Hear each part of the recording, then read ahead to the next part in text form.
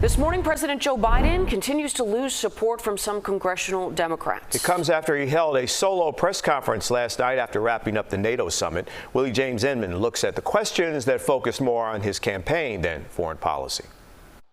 President Biden held a rare press conference Thursday and declared again he will be the Democratic nominee, taking on Donald Trump for the White House. I think I'm the most qualified person to run for president. I beat him once, and I will beat him again. The president spent about an hour answering questions from reporters, mostly focused on his fitness to serve. Presidency is the most straining job in the world, and it's 24/7.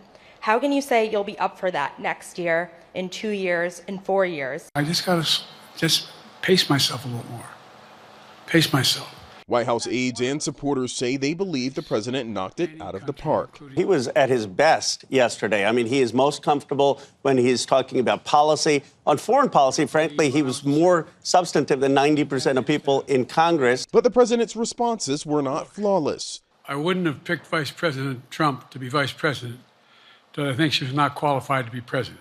Immediately after the event, several more Democratic lawmakers called on Biden to exit the race. The numbers, the trajectory, what Americans feel in their bones right now suggest not only that Joe Biden would lose this race, but that he or we would lose the Senate and the House. Minority Leader Hakeem Jeffries met with President Biden Thursday night and conveyed concerns from some of his members.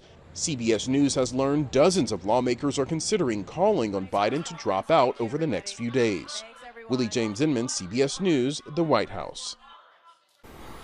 Here's a drone's eye view of the Fiserv Forum in Milwaukee, where the Republican National Convention will kick off on Monday. The delegates will take over the home of the Milwaukee Bucks to officially make former President Donald Trump the party's 2024 presidential nominee.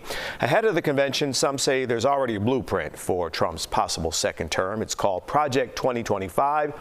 It contains a lengthy list of suggestions for the next conservative administration written by the Heritage Foundation. Among the proposals, adding 50,000 partisan jobs to the executive branch from a database of people pre-approved and vetted on their political stances. Replace everybody in those agencies, to not have people who have long-time service or have particular expertise, but rather the litmus test ought to be people that have loyalty to the ideas of the President of the United States. The project also suggests scrapping Medicare, getting rid of Social Security, a ban on pornography, and blocking access to abortion pills. Former President Trump has called some of the ideas absurd, but has not yet elaborated on which he disagrees with. The party's official platform was released earlier this week.